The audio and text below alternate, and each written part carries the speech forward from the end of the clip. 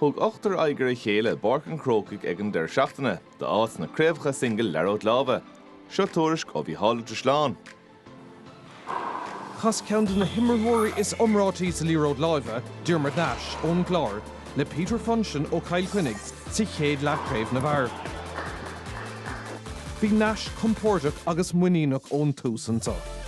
Dairg leis Faras Bar mór a crothú dó hain le hiireachtaí maithe agus deachreachtaí ag Funchen tactaisteach sa Chaibhland.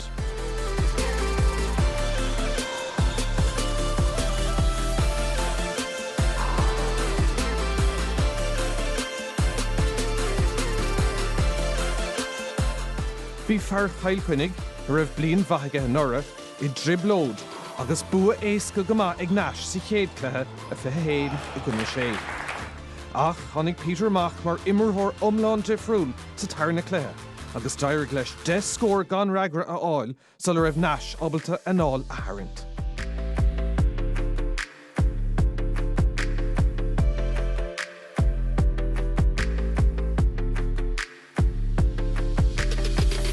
Ach, dairg le fearan chlár teachtar Nash san nóíocht, agus bhí an cluiche arás as sin go deireadh.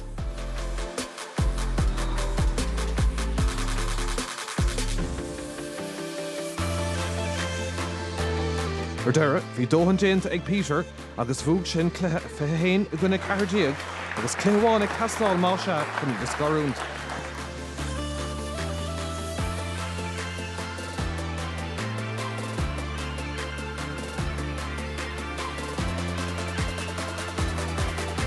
Cluiche andíon ar fad a bhí ann, ach gabh Nash chun tosaigh agus aingeon sárbhrú ó Peter Funchen fearan chlár an bua leis chun áitimhaint amach sa Craobh a 11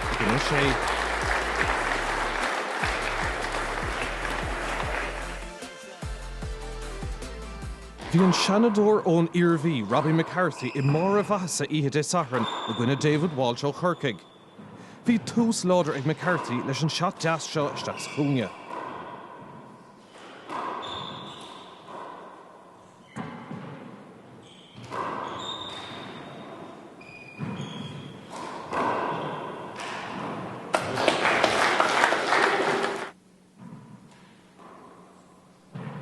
Bhí Walsh féhrú ach bhuaig sin dras seo.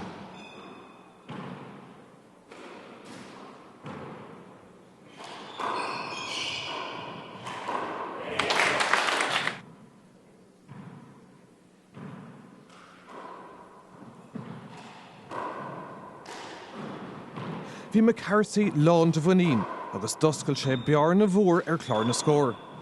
Bhuaig sé an chéad cluiche go compórtach fithe hain a gcuine a 10.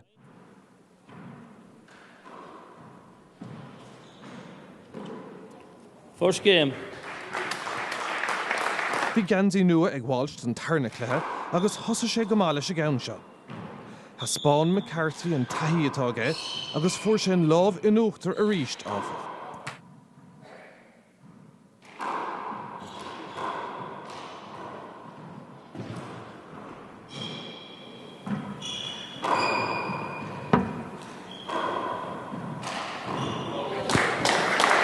Búg haimseach sa deireadh ag Robbie McCarthy fithe hain a 10 agus fithe hain an 9.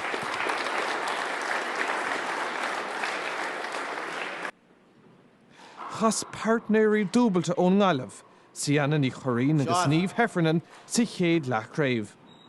Tá annach chuirmach ag Niamh Heffernan ar an Champagne Downda ní Choirín agus chuir sí tús má leis an gluthe.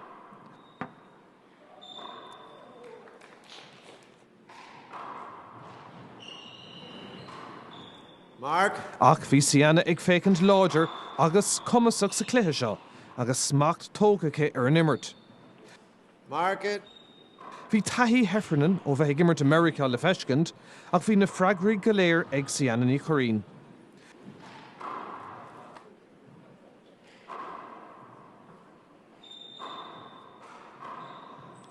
Good shot.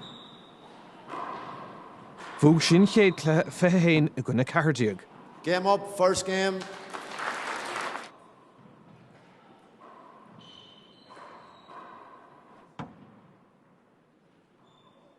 Shot.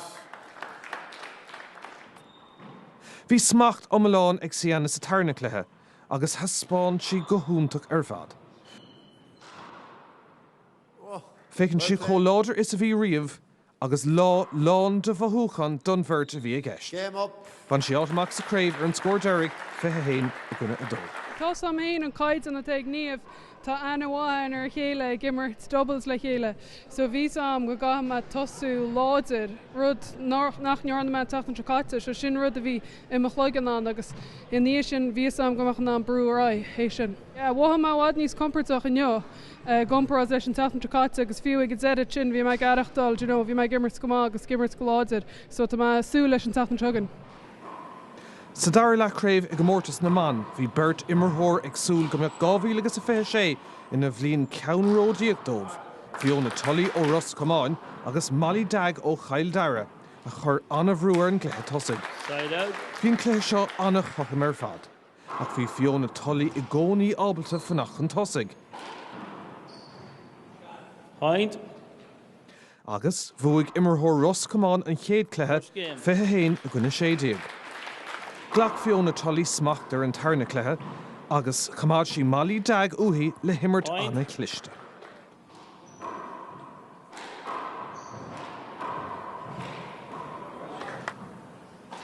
Níor géal imirthór Chail Dara riamh agus rid si go dtí an deire.